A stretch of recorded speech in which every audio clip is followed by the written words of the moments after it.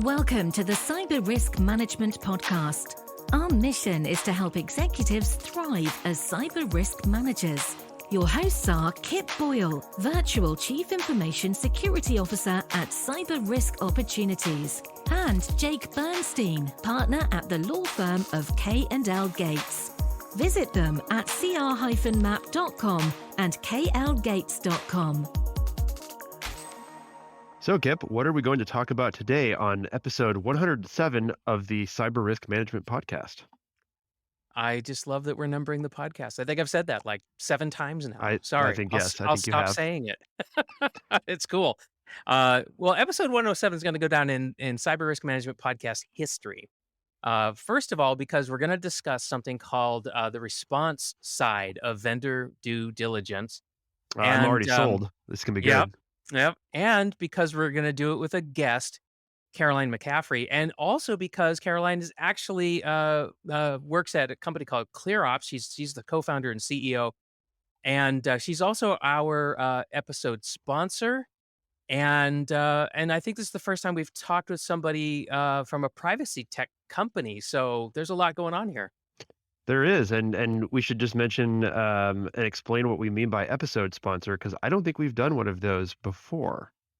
We haven't. Can you believe it? We're 107 episodes into our podcast, and we've never had a sponsor. So this is something new. Jake and I have talked a lot about, should we have sponsors? Other podcasts have sponsors. Shouldn't we be like other podcasts? Whatever.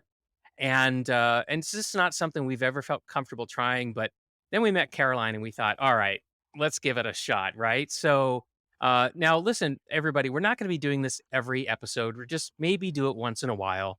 And Jake, as a former Assistant Attorney General for the state of Washington, who's very, very dialed in on topics like this, would you please tell our audience how sponsorships work on the Cyber Risk Management Podcast? You bet. So first, our guest is a subject matter expert on the topic. And, as we just mentioned, ClearOPS is a privacy tech company. And we'll be talking about the response side of vendor due diligence, which I am very curious about. Second, we're only going to take on a sponsor if we think the episode will be just as relevant, in-depth, and informative as any non-sponsored episode we'd set out to make. And then third, we're going to be talking about the product in a way that helps illuminate interesting approaches for solving the problem that we're discussing. And just to add, this should not be seen as like a endorsement or anything like that. We haven't tested the product. I can't say we don't know. We want to learn about the underlying technology and these concepts. That's what we're doing here. Right. And just so everybody knows, we do have a vetting process and a prep process, which included a tour of the ClearOPS product. So we do understand how it works, and it seems very good, as far as we can tell. But that's not what we're here to really talk about. So all right, but let's talk about response side vendor due diligence. So what is Caroline? That? Yeah, Caroline. Hi, welcome. Please tell us. Hi. All right. Thank you. Thank you so much for having me. It's an honor to be here, and especially to be your first sponsor. So response side vendor due diligence, specifically focusing on privacy and security. When I say vendor due diligence, basically I'll take you back to the first time I had to deal with what I call a security questionnaire. I think a lot of people call it vendor risk assessment, vendor security assessments. There's a lot of names for them. But I was an attorney working as the general counsel at a marketing technology company, and we received one of these very long questionnaires on behalf of a very large enterprise company. And since I worked with the sales team very closely, I became the project manager for this questionnaire, which became the most incredibly painful process I have had to deal with. And I've dealt with a lot of painful processes, trust me. Yeah, I've done many of those, more than I can count. Yeah. So it's usually an Excel spreadsheet these days, getting closer to more portals, that contains all sorts of questions about the network and the infrastructure and the application, the authentication of the vendor's services. And in this first instance that I'm talking about, I went to my VP of engineering and I said, who can help me answer this? And he was like, well, let's let you and me sit down and we'll take a shot at it. And for an hour, and we got through about 15 questions. I was like, this thing This thing is a nightmare. I'm guessing it was a lot more than 15 questions long. Yes, it was about 150 questions long at that time. Um, and it was awful, and it took us months, and it was a large deal, so of course there were other things going on, but that questionnaire certainly slowed down the deal by a significant amount of time, and I actually suspect the reason enterprise sales has slowed down over the last 5 to 7 years is because of these security due diligence and privacy due diligence processes that the It's a lot of vendors. friction. It's a Yeah. lot of friction in the sales process, and we work with on the response side. Like I do a ton of work on the response side, helping our customers respond to these questionnaires. And actually, it's kind of cute that you say it was 150 question spreadsheet because these days, like I'm dealing with 300 question spreadsheets. Right? I'm sure you've probably seen those since you did your first one too. Oh, yeah, I've seen up to 1,000, 1,100 even. 1,000. Oh my God, no. Yeah. So this is really, I think this is super helpful. It's super relevant, and I think what we can do is we can say response side vendor due diligence is really we can say it's a vendor problem, right? It's a problem for vendors who need to do business with companies that are asking them to fill out these enormous questionnaires. And Kip, this seems to be happening more and more, which is not surprising given that this is episode 107. But I feel like we've talked about this issue in the past. I am sure that we have, and we'll have to maybe we can put something in the show notes at some point about a link to the other episodes. But my recollection here, one of the things that we talked about is the economic disconnect that is created by some of these vendor due diligence questionnaires. I think Caroline, what you mentioned was at least you are in-house counsel and able to work with your your VP of engineering on that. But we have done it, and I've done it as outside counsel, and I mean the amount of money that gets spent to go over and review these questionnaires is it's crazy. And sometimes, and tell me if you haven't seen this before, although I'm sure you see it all the time, the cost of filling out the questionnaire just doesn't line up with the value of the contract. And I'm really curious to kind of hear what you have to say about I assume that this is one of the founding reasons, or the reasons for the founding of ClearOPS. Yes. Yeah, well, yes, absolutely, and I mean, 100%. So in terms of the incentives, one of the things that I often joke about is sales is commissioned, right? They get a commission for getting a sale. And so their incentives are to get these questionnaires done and done quickly. But the minute they kick it over to the engineering team or the security team, if the company happens to have one, or even the outside consultant, the security consultant who may be, no commission is going to be sent over to those people first. So they have no incentive to answer these things. In fact, they're almost disincentivized to answer these things because a lot of the questions, and Jake, you know this as being attorney, they feel like they are going to trap you and cause liability, and you just don't even know because you don't know what the purpose is of the questionnaire.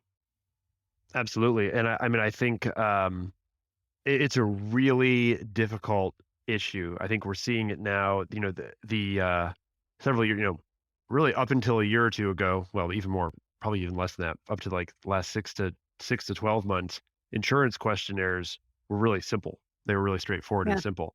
Now insurance questionnaires are starting to resemble these 150 to 1,000 question, security due diligence and these questionnaires. And that's just to buy insurance, which maybe that makes sense. But I think one of the things that's missing is what's the value in many cases of these? And I feel like for a lot of buyers, basically the questioners, it's legal cover, and that's about it. And I'm curious, I mean, as a lawyer yourself, what's your kind of perspective on that issue?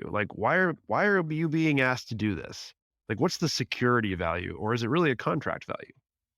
Yeah, I think it was just purely a contract value before, sort of a check the box type of exercise, shifting the liability. But now, because of the way the regulations are being written, you look at CPRA, specifically CCPA, New York Shield Act, the Virginia law, the Colorado law. I'm pretty sure I looked at the Utah law. It says the same thing. due diligence, what they call reasonable due diligence, which I put in quotes and with my hands, and obviously you can't see, but the Hmm. reasonable due diligence, security due diligence, is a requirement of these laws. So now buyers are not only facing liability from a contract perspective, but also potentially regulatory fines. And some of these fines go up to $10,000 an instance. So it can really add up. Yeah, for sure. And I think it's the regulations that include this type of vendor due diligence requirement are just proliferating at a rapid pace. The updates to the Graham-Leach-Bliley Act safeguards rule that the FTC spent 2 years doing and will take effect this coming December, in December 2022. That has even more detail on it. The SEC's proposed cybersecurity risk management rules Yep. for under the 1940 Acts, those that also contains specific vendor due diligence regulatory requirements. So yeah, no, you're totally right. And that just makes it worse. And that just makes it, I mean, I say worse, but that just makes it even more critical to get perhaps even more detail out of these. So I think we've painted a, potentially, depending on your point of view, well, maybe just always a kind of horrifying picture of the situation. So, what are the challenges that you see vendors taking? We talked about the security questionnaires. Are there other ones though? Um, yes. So in the world of third party risk management from the vendor perspective, the security questionnaires were basically the enterprise buyer's solution to the fact that the vendor didn't have, let's say, a security audit completed. So a SOC 2, so ISO 27001, one of those types of audits, which are very expensive. So as the enterprise kind of pushed the due diligence process from other enterprise vendors that they were working with into SMB vendors that they were working with, they said, okay, well, the SMB don't have these security audits, so we're going to now push the questionnaires. But then also you have public due diligence that they're doing. So they're going, they're Googling the vendor and making sure that there's certain things in place. So vendors are really, there's information that the buyer is getting in order to conduct their due diligence that sometimes the vendor may not even be aware of. Which, I mean, that's difficult to manage when that's the case, for sure. Okay, so how common are these? I mean, it used to be that I think the security questionnaire was largely enough, but all this takes a lot of energy and a lot of work. Yep. So what are vendors facing? Like, how far behind are they in their ability to respond? Because if you think about it, it's really easy to send an Excel sheet and say, fill this out, right? That's just go ahead and do it. Yep. And that's from the buy side. But as you kind of hinted at, it's not the reality for the recipient of the questionnaire. Yeah, no, it's not. And so, I mean, there's so many ways to answer this question, but the one thing I think that a point that has been really driven home to me recently in talking to clients and prospects is that a lot of times when you get a questionnaire, like you're talking about the insurance questionnaires, a lot of times when you get these things, you answer them from what's in your head. So you'll just start, you'll open it up and you'll just start to attack it from what you have in your memory. And this is an issue for there's a lot of issues with that. But then if you also take into account that a lot of companies who are vendors don't have maybe a security team, so they don't have the resources who are dedicated to security. So now you're relying on the information that's in the head of multiple people around the organization. So now you're adding in layers of misinformation. And that also is Not intentionally so, no, just right. it's just memory, right? These are not like, no one's like out there trying to, lie on these things. I think that would be a Oh, that's true. tremendously bad idea. Yes, exactly. No one's trying 100%. No one's trying to lie. Everyone's trying to answer them and get them done. But the lack of organization certainly can lead to cross purposes in terms of the information that's being disclosed. Yep. And then, of course, it leads to the actual lack of efficiency in the process.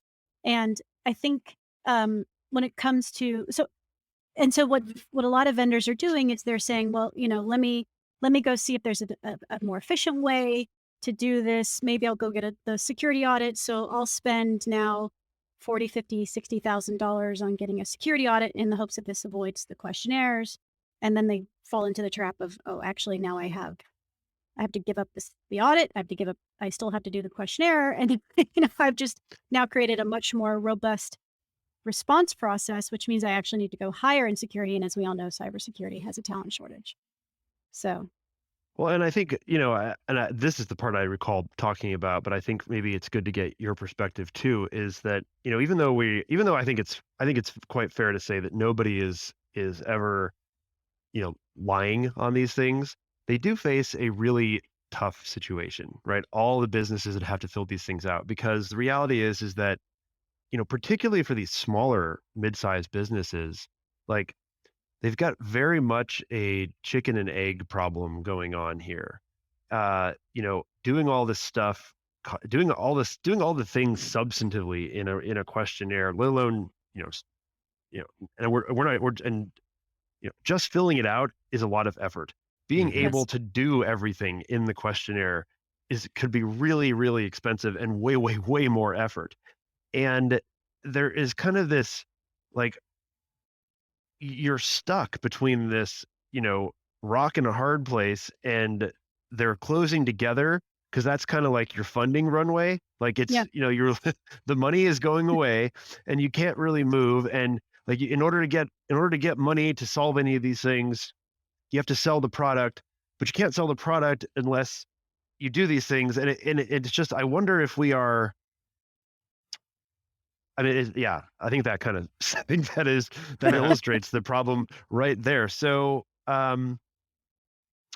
yeah, I think we've 100. illustrated the problem space quite well. So, let's start out with the security questionnaire itself. And, I have a lot of experience representing the buyer. I've done both, for sure. I think Kip has probably worked with more sellers, and I've probably worked with more buyers. Yeah, that's And true. That's true for me. yeah, I think that's true. And when I'm representing a buyer, I'm like, yeah, we have to do this due diligence. Like, and you know what? You have to, as we kind of mentioned previously, not Mhm. only are there liability and contract reasons, but there's regulatory reasons now as well. And there's a lot of risk to not just sensitive data, but the reality is that I think everyone knows this now. So many data breaches and cybersecurity failures and events come through the cyber supply chain via vendors, right? So there's Mhm. also, I mean, it would just be very risky to not do these types of things. So I guess Caroline, oh, why shouldn't all these vendors fill out these applications? I mean, um, why shouldn't they? I mean, I think they're here to stay, unfortunately, for better or Mm, worse. I think you can even look back at financial services auditing, financial audits, and see that the same process has been happening for a lot longer than security questionnaires came around.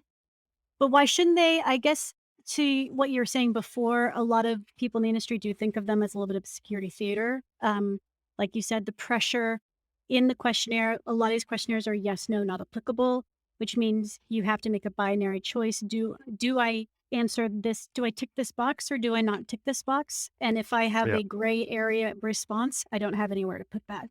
And if you and, get to, and yeah, let's go ahead. I said maybe I should clarify my question. I think it's probably better to say it seems to make sense that we should expect vendors to fill out these questionnaires completely Yes. and accurately. I think you're right. They're not going anywhere. But you know, this is, I mean, gosh, it's such a hard problem space. Yeah. Um, Well, so on the buyer side, right, you've got this situation where you want complete and accurate answers, but how do you know? How do you know you're getting complete and accurate answers unless you go out and look?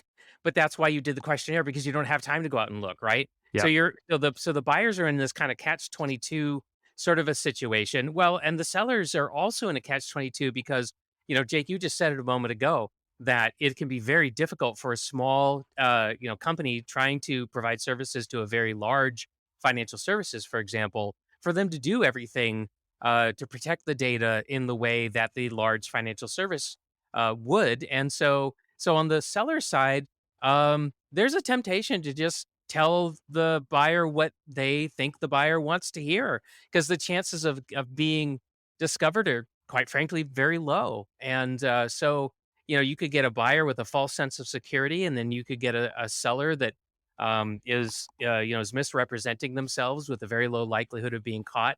And it's crazy because I've seen it where this mismatch is just incredible, where the number of people working in the fintech, because I work with some Mhm. fintechs, right? The total workforce of the fintech is smaller than just the security department in the buyer. Yes. And they have Yes. no idea. So some of these questionnaires are just absurd. So, for example, I've got this one fintech customer where they're cloud first. Everything's in AWS. Everything. They have no legacy, data centers or co-hosting or anything like that. It's all in the cloud. And but these questionnaires show up, and these big buyers are just assuming that the fintech is exactly like them. It's That kind of a they, you know, lack of it's empathy, really. yeah, there's no empathy at all. It's just No, one size there's fits all, yep. right? And like my company, right? I'm the owner of a small company, Cyber Risk Opportunities. I have 6 people, and I just did completed a vendor due diligence with this enormous insurance broker that wants help from us, and they sent us, guess what? A 200 question questionnaire, and I would say the vast majority of the answers that I gave were either not applicable or I'm too small to do that. Yep. I mean, you're literally preaching to the choir on this, but it's so true. Vendors are inundated with questionnaires. Like I said, it's gone from Inundated. yes, it's gone from enterprise down to SMB. They are everywhere. It's a horizontal problem straight across the board. Everybody's getting them, and no one, at least, well, unless you're using ClearOPS, I'll do that little plug. But the whole point of why I got into this business is because I thought to myself, there has got to be a better process. We need to make sure that we're tracking the answers, because as a lawyer, if you responded to a questionnaire last year and you're responding to it this year, you need to know what you said last year, because you could Oh, yeah. be caught in a lie that you didn't even realize, because the person who answered it last year left the company 6 months ago, and they promised a SOC 2 audit that no one else knew about, and you haven't gotten it yet. Right. Yep. Oh my So god, I think my head's gonna explode. Well, and I mean, like, it's not only that, but like, a single company just needs to have a consistent answer, right? I yeah. mean, it's because like, tell me if you've seen this one before. Um, a salesperson will end up filling out a questionnaire because they want to Yes. get it done, Yes. and they don't know. Like, there's no. I understand, but at the same time, it's like the amount of risk that creates for their company is massive. And I feel like for this, it's kind of like the CEO basically needs to say, okay, here are the answers that you are all authorized to use. You shall not, thou shalt not vary from these responses. And I think we're getting really close to what ClearOps is designed to do. Yeah, that's exactly what I've heard. So many in the security industry complain about how they can tell when a sales or marketing person actually Oh yeah, that's answers a totally true. questionnaire. And so exactly that. It's you have a system of approved answers. So at least they can take the first pass, save you Yeah. that administrative time, but still put the control of being able to review the answers in the person's hands that actually ultimately will take liability for it. Yeah, one of the techniques that I've used with customers in order to decrease the cycle time and the resources of responding to these questionnaires is we have a template response. So we've Mhm. got a spreadsheet that contains the most frequently asked questions and the official response to any question that looks like that. So when we're doing them, that's one of the first places we go to is this, answer bank, if you Yep. will, Yep. and it just kind of expedites things. Another thing we do is we actually have a cap on the amount of pre-sales uh, of buyer due diligence that we'll participate in for free, because one of the advantages of being a fintech uh, and for a buyer to be getting services from a fintech is that it's a pretty low cost point for whatever it is that you're buying, and there just isn't a lot of margin in most cases to do what sometimes feels like infinite pre-sales due diligence. And so we actually put a cap on it, and then we say to the buyer, "Hey, we're happy to do more due diligence if you'd like, but you're going to need to pay for it." So, Well, and I mean, I think, I think what's so interesting, Caroline, and I know that's not really in the script to ask you about your background, although we probably should have put that in the script because I think it's fascinating. But, you know, lawyers do need to be involved. I think that lawyers need to be involved in filling out these things, given the risk and the liability they create. And, as we kind of mentioned earlier, Kip, it's like, forget the margin. Like you could easily lose money on a definitely. contract through this process. Like you could Mhm. lose, and I think that's the height of insanity in so many ways. And um, I'm curious. We could probably make this episode go for an hour and a half. But I do want to kind of get to Caroline's additional content here, and I'm curious about the second challenge, security audits, and specifically like SOC 2 is a fascinating one because it used to be, I think it used to be really important. But you used to use the phrase security theater, a few minutes ago, Love that. and I do too. But I've noticed that with SOC 2, certain companies out there, and just say, well, I've specifically seen very, very large tech companies. They've just become skeptical of SOC 2s. Yeah. Like they've been commoditized, and they're Yes. like, and I'm just kind of curious if you can talk about, how what you've seen with respect to that, and how do you think the challenge can be dealt with, and all that stuff, what your product does. Yeah, I mean, so in the SOC 2 space, we've seen a very quick and a lot of money flow into the SOC 2 prep companies, software companies. Um, and I think it's kind of it's an sort of I think it's been around for a long time, SOC 2 prep, usually done by, I think what is becoming a popular term, the virtual CISO or CISO, however you say that acronym, has been conducting pre-audit prep for a long time, and then they kick it over to the auditors to actually conduct the audit. And now we're seeing software that is trying to take over that particular role. I have talked to a lot of virtual CISOs, and I think there is some skepticism, but also embracing of the software. But because of that, there has been this strong movement from the vendor side of, oh, I can just go get my SOC 2 in a couple of weeks. So why would I go through a security questionnaire over and over and over again, this really painful process nobody wants to do, when I can just go pay, whatever it is that they're charging and get my SOC 2 in a couple of weeks. And then that way I can, instead of answering the security questionnaire, I can just go run around and say, well, I have my SOC 2, take this instead. Yep. Unfortunately, as I have seen over and over again, SOC 2 is only one question on the questionnaire. Yep. So it only actually satisfies. Yeah. You just paid a lot of money for one question, one answer. Congratulations, you've got 199 to go. But it does work in some cases. And but as you can imagine, with the enterprise being as smart as it is, they're seeing this too. And they're seeing how SOC 2s are becoming more prevalent in their vendors, and they're thinking, well, if it's easier to get, that the quality must be, well, maybe not. Maybe I won't go with quality, but the quantity certainly starts to make them think, well, then I need to increase the quantity somewhere else. And so Yeah. instead of my questionnaire being 300 questions, I'll go to 1,100 questions. Jeez, that's kind of that's taking everything in the wrong direction. Yeah. The problem I have. Nobody could see the facial expression I just made, but it was definitely like a, my sour goodness, lemon face. sour. Yeah, like what's going on here? One of the things about the SOC 2 that I find inherently difficult is that management chooses the controls that'll be tested.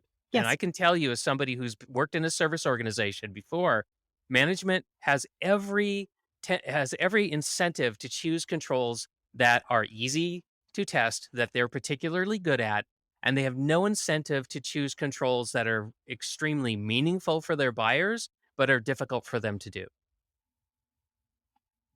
Yes. Does that make sense? I mean, yeah, it does make sense. And I mean, I actually end up having a lot of calls just to help people out. They're like free, it's nothing really to do even with ClearOPS, where I talk about how to determine your SOC 2 type 2 or type 1 into type 2 audit. And one of the things I say to everyone, and I'll give the advice here too, since I give it for free, is talk to a few customers. Ask them how many of the control criteria, how many of the controls should they be testing? If there's 5, um, should they be getting all 5, or is the common control of security okay? Is that sufficient for purposes of getting past that enterprise security department's review of their SOC 2? Because Hmm. the last thing you want to do is go get a SOC 2 just on the common control for security, and you're like, woohoo, got my SOC 2, and then you get to your first, the CISO at a major bank, and they're like, that's great, but where's the other 4? Right, right. And so one thing I tell my customers is, yeah, you better before you choose the criteria that you're going to put in scope for your SOC 2, go talk to your biggest customers and ask them what they're looking for Yep. because of exactly that issue that you brought up, Caroline, which thank you. That's great. So there's a third challenge, Caroline, that you outlined, which is public data that is available that ostensibly tells the buyer about the seller's security posture. So what in your work, since this is what you're focused on all the time, what are you seeing? Yeah, this is such a fascinating area. So, when we first started looking at what public data was available about an entity, like a domain, right? You think about a website domain, Hmm. and you think about what they're doing and what their marketing department is doing. When I was at a startup, a couple of startups, my marketing department was like wild, wild west. I had no idea that when they were throwing events, they were taking the email contact list and sharing it with their sponsors. Just like that's just part of the industry. Like these are data Oh, privacy issues yes. and practices. And if you review some of the things that are on a website, not even just the cookie notice, but all the third party code, everything that is on that's all in the control of the marketing department. I'm not trying to say blame the marketing department. That's not what I'm trying to do.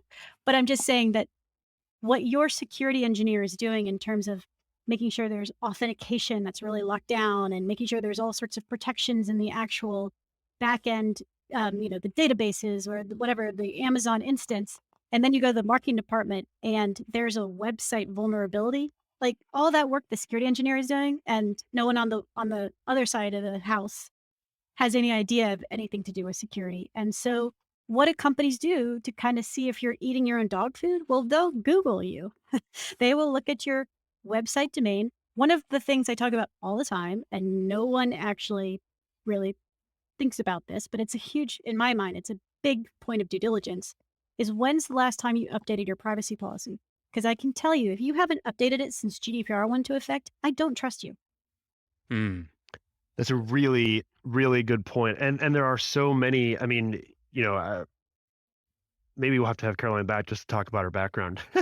um, but I mean, I think this whole like, you know, s- this is it's such a complex set of problems with marketing and these types of privacy issues. But you're 100% right. Like all of that goes into the level of trust. And isn't that really what this comes down to? Like if we think about it, and Kip, I've had this discussion with a buy side client of Hmm. ours. It's like, you can't do a penetration test on every vendor. Like, Right. you can't. And I think what all of this is really coming down to at the end of the day is, do I the buyer trust that you the vendor are taking reasonable steps to maintain security? Like that's the entirety of it. And and i'm i, I wonder, I don't think that this current reality is particularly sustainable for all the reasons that we just spent the last 30 or so Yeah. minutes discussing. And I do want to I want to hear from Caroline, like, what do you think? Like, we've really, I think, developed the problem. Is there a solution? I mean, it's what I'm working on, right? So, what Kip said earlier about having an answer bank, well, we wanted to take that one step further and say, because I did the same thing, have the answer bank, but then use some of the new technology to make that easier to populate that answer bank into the new questionnaire, right? So the AI does that. You could, of course, review it. I mean, you always have to review this stuff, but I've done the math. Answering a question on average takes 4 minutes in a security questionnaire. Why? Because you hmm got to digest the question. Sometimes the questions are weird. You don't even understand them. hmm That you sometimes have to find the source of the information. So 4 minutes per question. I already And know that's that probably my like that's like the fastest you could possibly do it, That right? is the fastest because it's the sometimes it takes fastest. me 10 minutes on average or 15 minutes on average, depending on how obtuse the Right. questions are. Yep. And maybe just to be clear, when you say 4 minutes, that's kind of it's almost assuming that like you have the answer handy. Like this is just the amount of time it takes to like answer the question, assuming you have the answer relatively nearby. Like it just takes time. hmm Yes. That's to that point. That's assuming you have an answer bank, right? So you're looking through your Okay, answer yeah, bank and you're that's what I wanted to make sure of. yep, it's 4 minutes. With a pre-populate function, I can take that down easily. So I can take it down manually a little bit by doing some fancy copy paste, find search things. But using a pre-populate, I can take that average down to at most 2 minutes. I've even been able to take it down to almost as little as 30 seconds because I can Wow. look at the question, I can see the other question that was in the answer bank, and I can be like, and that's the right answer because the questions are so similar. Yeah, that's really useful. And so Yeah. that's So one listen, thing. Yeah, yeah, go ahead. go, oh, sorry, Caroline, but I wanted to tell everybody in the audience that this is one of the reasons why we thought Caroline would make a great guest, and a guest not just as a sponsor, because I really feel like Caroline is a thought leader in this space, and she's choosing to take her thought leadership and pour it into a product. Now, whether you buy her product or not, it doesn't matter to me. I know that matters to Caroline, but I love the thought leadership that she's bringing to us right now, and so I just want to highlight that and just say how much I appreciate it. Well, and one other thing too is from my perspective, I think what I love about ClearOps as a concept is that it's like I'm sure you yourself will get these security questionnaires, but the irony is like it doesn't like that's really not like you shouldn't really need to do them because what you're offering people is a tool, Mhm. right? It's a tool. Yes, there is some like AI and some machine learning and some fanciness going on there, but like, and not to like I don't want to understate what you've done at all, but I think you probably yourself recognize that like, you know, conceptually it's not that complicated, but nobody has done this. Yeah. And the amount of time saved is massive. I mean, Yes. it's just enormous. And I think that, it pays substantive dividends because in consistency, it's not just speed, right? It's consistency, it's Mhm. accuracy, it's the ability to have an approved bank of answers for the questions. In a way, it's a part of a governance like program for a vendor to be able to have this. Like it's so much more than just a way to like quickly populate an Excel sheet, right? I mean, that's how I look at it. Mhm. Yep. And but I will add to both of your points, which is it is just a tool, right? I mean, we definitely don't believe in replacing the substantive work of risk assessment. A tool shouldn't be doing that. That's a human capability. But this rote exercise of doing a search, find, copy, paste job from one spreadsheet to another, everyone tries to hire an intern to do this job because it's just so painful. And so let's use tools to take away the pain, the objective kind of like just automate the stuff that should be automated and let you actually spend the time doing the substantive work that all security professionals want to do, which is evaluate the business and what data is collecting, how much data protection needs to happen, what security should be in place, and how risky this really is for and on the buy side, how risky is this vendor? On the vendor, how much risk am I putting my business in by not having the security in place that I should have? Yeah, and I just think that there are such dividends to be gained by using tools like this. And while it's totally the case that it's quote just a tool, what you can end up it also feels like way more than the sum of its parts at the end of the day, right? Because of these benefits, and of around accuracy and consistency and authorization to provide answers. Um, I think it's just it, it strikes me as something that is very, very important. Um, and I wonder too if there are ways that you could build in, even more kind of expand the use of the tool particularly for vendors, as it does kind of become a centralized governance point. And Yeah. my point here is that, I look around, and out of all the assessments and the risk management that we do, like, none of it require, like, you could do it all with a piece of paper and a pen, like, hypothetically. Mhm. um, because it's really a thought process, right? It's an intellectual exercise. It's not programming, right? It's not making a widget. It's none of those things. It's weird. And the tools do matter, as Kip and I have said many times. Tools matter. There's a reason Excel is so popular. Yeah. But but you know the technology is pushing things forward, and it's not replacing the thinking at all.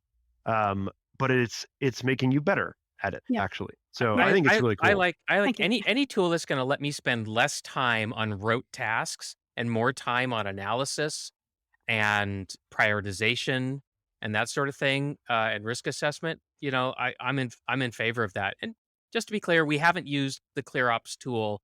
We have seen it demoed, but again, I think people should check it out, if nothing else, just to see some thought leadership in this space in action. And Caroline, thank you so much for coming onto the show, sharing with us what you know, and for being our sponsor. And I just want to ask you, as we close out this episode, where can our listeners go to find out more? Well, thank you again for having me. So you can visit us on our website, which is www.clearops.io, which is the only thing you got to remember. We are a .io company. You can also email us. It goes directly to my inbox at info@clearops.io. More than happy to take direct emails as well. And yeah, thanks again for having me. It's been a ton of fun. It's funny how you can take a boring topic like security questionnaires and really turn it into something that's interesting. It really is. And I know, and it's funny, like, I'd almost be willing to this is the type of thing where, once you start to really think about it, you're like, this isn't, yes, it's just a tool, but at the same time, it's like, for the vendor, it's it's also more risk management, right? Yes. It just goes so far beyond, like, the surface level of what it, how you could describe it. I think it's just very fascinating. Yeah. Well, Thank that you. wraps up this episode of the Cyber Risk Management Podcast. Today, we discussed response side vendor due diligence with our guest and episode sponsor, Caroline McCaffery, who is the co-founder and the CEO of a privacy tech company called ClearOps. Thanks, everybody, so much. We'll see you next time. See you next time. Thanks for joining us today on the Cyber Risk Management Podcast. If you need to overcome a cybersecurity hurdle that's keeping you from growing your business profitably, then please visit us at cr-map.com. Thanks for tuning in. See you next time.